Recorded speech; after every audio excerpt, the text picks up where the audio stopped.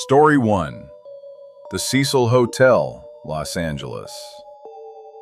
Nestled in the heart of downtown LA's Skid Row, the Cecil isn't just a building, it's a monument to human tragedy. Often called Hotel Death, it has been the temporary home of two serial killers, Richard Ramirez, the Night Stalker, and Jack Unterweger. In 2013, the world watched the grainy elevator footage of Elisa Lam.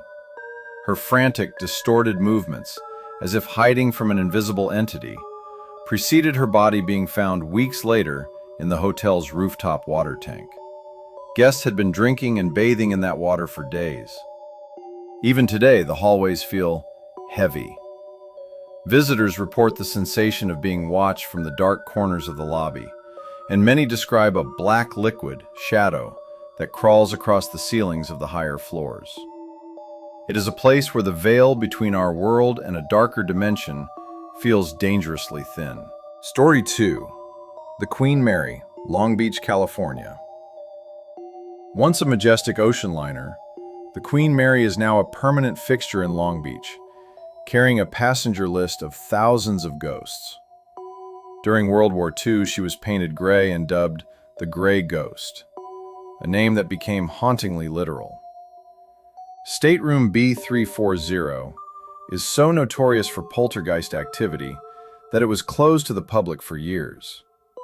Guests reported bedsheets being ripped off by invisible hands and a dark figure standing at the foot of the bed. Even more terrifying is Door 13 in the engine room, which crushed a young crewman to death. His grease-stained spirit is still seen wandering the labyrinthine corridors of the hull. The ship's swimming pool, though empty of water, is a hotspot for the spirits of drowned children.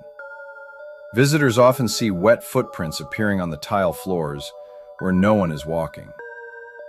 The air is thick with the smell of old cigar smoke and the salt of a sea that hasn't touched the ship's keel in decades. Story 3. The Bastion of Broken Souls, Ione, California. Rising from the California foothills like a jagged Gothic tomb, this former reformatory wasn't built to save wayward boys. It was built to break them.